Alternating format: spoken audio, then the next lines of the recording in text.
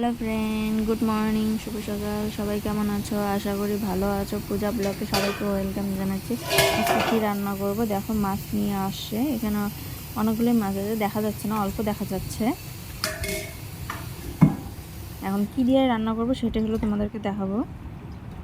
যে আলুটা ধুয়ে নেব, আলু দিয়ে রান্না করব। সিদ্ধ বসিয়ে দেবো, প্রেশারে সিদ্ধ করব যাতে তাড়াতাড়ি হয়ে যায়। এটা ধুয়ে প্রেশারের মধ্যে দিয়ে দেবো।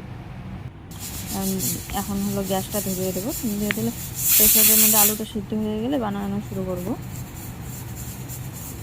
এদিকে হচ্ছে মাছটা লবণ ভালো করে ধুয়ে নিয়েছি, লবণ হলুদ দিয়ে মেখে নিয়েছি। এখন হচ্ছে মশলাটাও করব। কী কী মশলা করব? জিরে, আদা, হলো কাঁচা লঙ্কা বেটে নেব। আর এদিকে মাছটা কড়াইটা বসিয়ে দিয়েছি, কড়াইটা গরম হওয়ার জন্য অপেক্ষা করব। এদিকে কড়াইটা গরম হয়ে গেলে তেল দিয়ে দেবো, তেল দিয়ে মাছটা দিয়ে দেবো। তেল দিয়ে দিচ্ছি, পরিমাণ মতো তেল দিয়ে এখন তেলটা গরম হওয়ার জন্য একটু অপেক্ষা করে মাছটা দিয়ে দেবো। গরম হয়ে গেছে, এখন হলো মাছটা দিয়ে দেবো।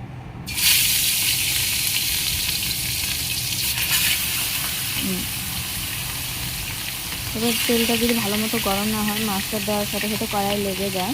এই জন্য আমরা তেলটাকে আগে ভালো করে গরম করে তারপর মাছটা দিয়ে দেবো। এই যে মাছটা আমার প্রায় কমপ্লিট হয়ে গেছে। এখন হচ্ছে প্রেশারটা খুলে নেব। সিদ্ধ হয়ে গেছে আলুটা, জল দিয়ে আগে ঠান্ডা করে নেব প্রেশারটা। তবে আলুটা ঠান্ডা না করে মানে গরম গরমই ছুলে নেওয়াটা বেশি ভালো হয় আর কি। তবে আমার তাড়াতাড়ির জন্য আমি আর কি ঠান্ডা জল দিয়ে আলুটাকে ঠান্ডা করে নিচ্ছি। আলুটা ঠান্ডা হয়ে গেছে, এদিকে মাছ ভাজা প্রায় আমার একবার হয়ে গেছে। মাছটা হয়ে গেছে, আমি উল্টে দেবো মাছটা।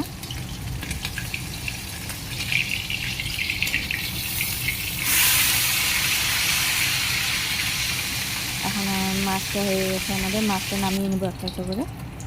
আর একটাই আছে, এটা নামিয়ে নিয়ে আবার আরও মাছ আছে সেগুলো দিয়ে দেবো।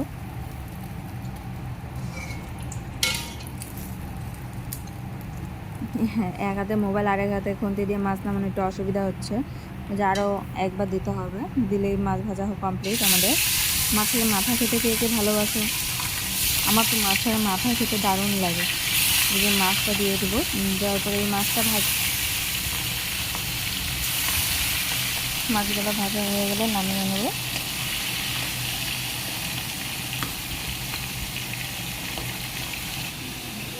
আলুগুলো আমাদের ছোলা হয়ে যাচ্ছে, আর একটু আছে, ছেড়ে নেবো। মাছগুলো ভাজা হয়ে গেছে, এখন হচ্ছে নামিয়ে নেব।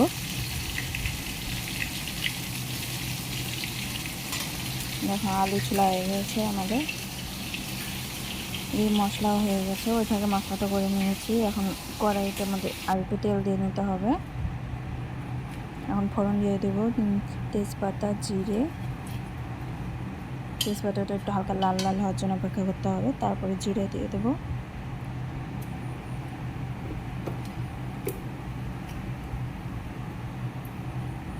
জিরে দিয়ে দিয়েছি, জিরেটা লাল হওয়ার জন্য একটু অপেক্ষা করতে হবে, তারপর আমরা পেঁয়াজ দিয়ে দেবো।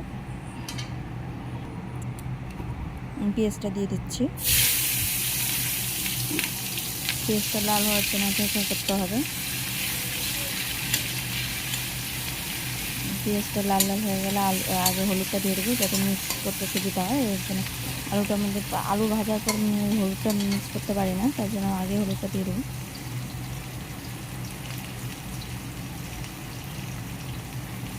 পেঁয়াজটা ভাজা হয়ে গেছে, এখন হচ্ছে হলুদটা দিয়ে দেবো। হলুদটা ভালোভাবে মিক্স করে তারপর আলুটা দিয়ে দেবো।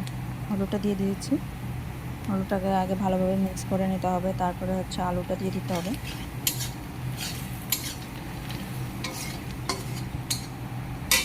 এখন আলুটা দিয়ে দেবো, মিক্স করা হয়ে গেছে। এখন আলুটা দিয়ে দিয়ে আলুটাকে ভালোভাবে ভেজে নিতে হবে।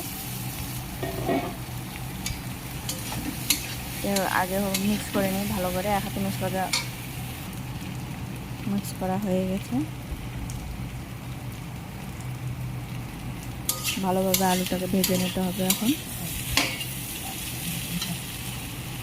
আমাদের ভাজা হয়ে গেলে, ভালোভাবে ভাজা হয়ে গেলে তারপর মশলাটা দিয়ে দেবো।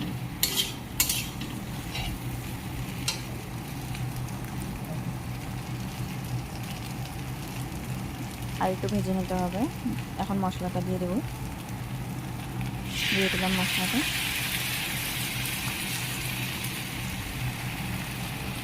মশলাটার সাথে ভালোভাবে মিক্স করে নিতে হবে, মশলাটা দিয়ে ভালোভাবে ভেজে নিতে হবে, কারণ সেটা আলু ভালো করে মশলাটা দিয়ে ভালো করে ভেজে নিতে হবে।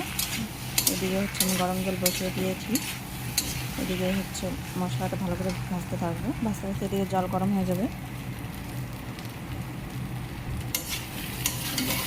এদিকে বাদামের দিয়ে মাছের তরকারি ভালোই লাগে খেতে, বাদামের দিয়ে মাছের তরকারি খেতে দারুণ লাগে। এদিকে হচ্ছে আমাদের মশলা ভাজা প্রায় হয়ে আসছে, এই দেখো হয়ে গেছে। তাও একটু ভেজে নেব, তাহলে মশলা গন্ধ করবে।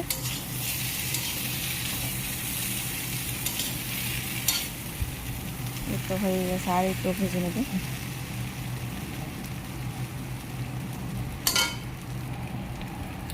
তবে যতই বলো রাঁধতে রাঁধতে মাঝে মাঝে এত বোরিং লাগে না, বলার মতো না। এখন জলটা আমরা দিয়ে দেবো, জলটা গরম হয়ে গেছে, দেওয়ার সাথে সাথে এখন বলক করা চালু হয়ে যাবে, কারণ গরম জল দেওয়া হয়েছে তাই।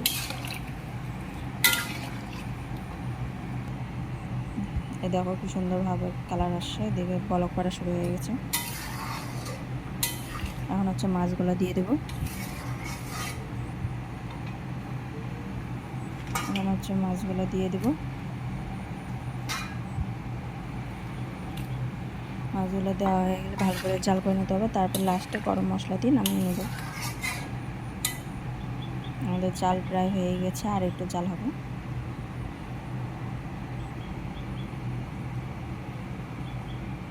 কালারটা ভালো আসছে, আর একটু জাল হবে, আর একটু জাল হবে। এখন গরম মশলাটা দিয়ে দেবো, গরম মশলা দিয়ে হালকা একটু জাল করে নামিয়ে নেব।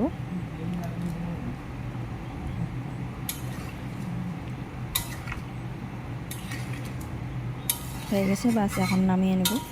একটু 2-3টা বলক দিতে হবে, তারপরে নামিয়ে নেব।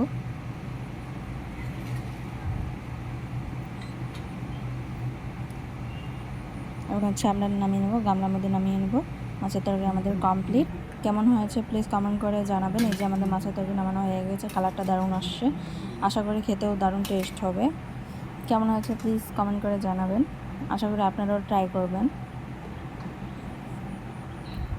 দেখুন, টাটা বাই বাই, আবার পরের ব্লগ নিয়ে, নতুন একটা ব্লগ নিয়ে চলে আসবো।